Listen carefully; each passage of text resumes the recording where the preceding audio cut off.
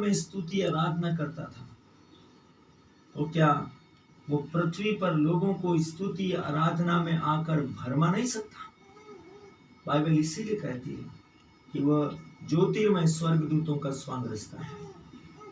उसको स्तुति आराधना प्रशंसा और वचन और परमेश्वर के महिमा की आत्मिक महिमा का उत्तम से उत्तम नॉलेज है। आप उसे परख नहीं सकते, वो आपको परख लेगा।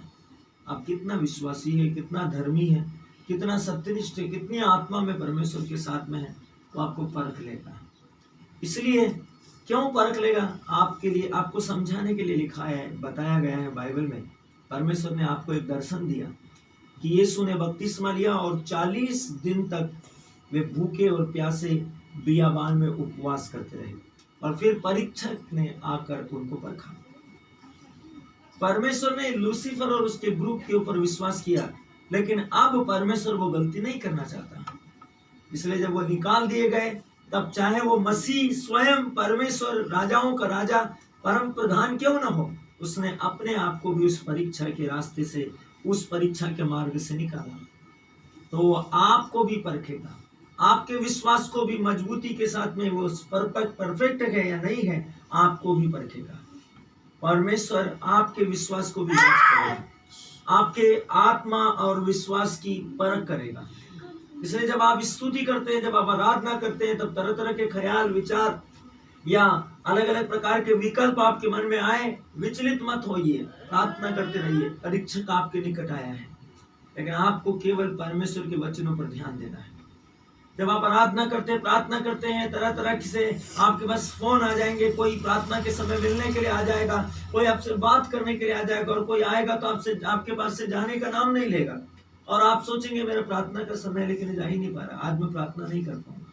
नहीं मेरे प्रियो, आप उस समय चाहे तो अपने आप को रोक सकते हैं, उसको रोक सकते हैं कि ये हमारा प्रार्थना का टाइम है। चाहे वो कितना भी इम्पोर्टेंट व्यक्ति क्यों ना हो, परमेश्वर से ज्यादा महत्वपूर्ण नहीं हो सकता। अपनी परीक्षा का समय में किसी दूसरे व्यक्ति को पास मत होने दीजिए। इसका मतलब है आप फेल हो गए, आप अयोग्य ठहरे गए, आप नापे गए।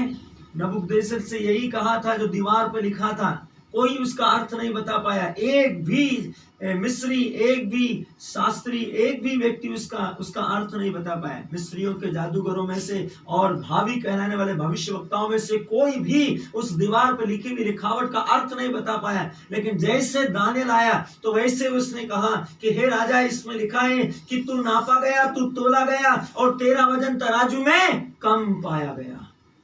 परीक्षा आएगा आपकी जिंदगी में मेरे प्रिय, विश्वास के जीवन को परखने के लिए। इसलिए सावधान, हर समय सावधान, बात करते समय, सोचते समय, निर्णय लेते समय, बोलते समय परमेश्वर की आत्मा की सहायता मांगिए, परमेश्वर की वचनों की उपस्थिति को मांगिए, सर्वशक्तिमान के वचनों की संगति को मांगिए, परमेश्वर की उपस्थिति को मांगिए, ताकि आप परमेश्वर की आशीष, परमेश्वर का अनुग्रह, परमेश्वर का उद्धार, परमेश्वर की कृपा, परमेश्वर की ब्लेसिंग को पाए। यीशु मसीह में विश्वास करें, प्रार्थना कीजिए सर्वशक्तिमान के साथ, विश्वास के साथ, अंतःकरण से, आत्मा और सच्चाई से परमेश्वर से आराधना करें, परमेश्वर से प्रार्थना करें, परमेश्वर से मध्यस्थता करें, परमेश्वर से सहायता मांगिए, ताकि आप और मैं अपने परखे जाने के समय विश्वास योग्य पाए जाए।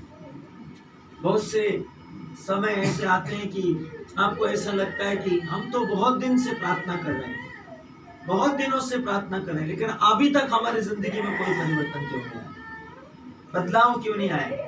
मेरे प्रियो, सोचने से पहले आप अपने अंतःकरण में देखिए, क्या आप वचन पर चल रहे हैं, क्या आप विश्वास में पक्के वचन के साथ थे, क्या आपने वचन पर आधारित जीवन जिया, बात से, सोच से, विचार से और कर्म से, अपने कर्तव्यों को पूरा करने के साथ।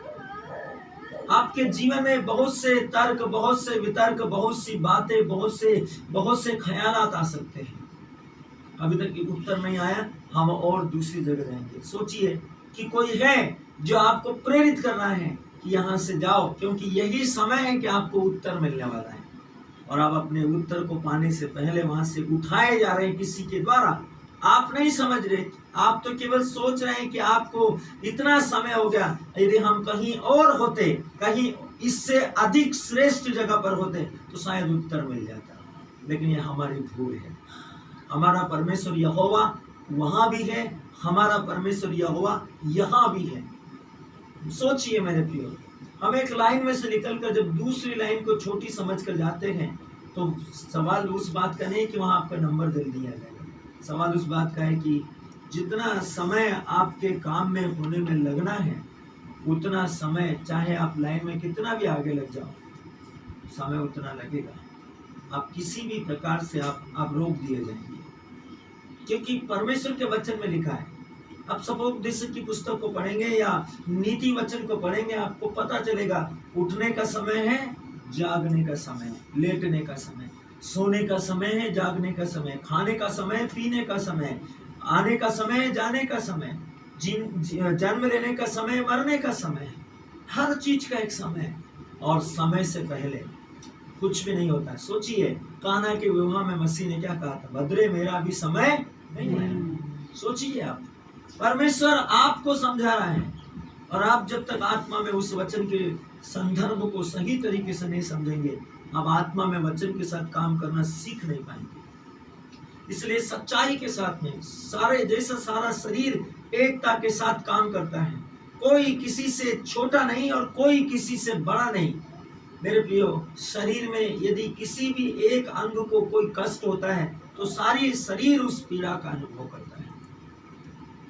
और शरीर में यदि किसी एक व्यक्ति को भी, शरीर के किसी एक व्यक्ति का भी सम्मान होता है तो सिर्फ वो हाथ प्रशंसा के लायक नहीं होता है, उसकी पूरी देह की प्रशंसा की जाती है।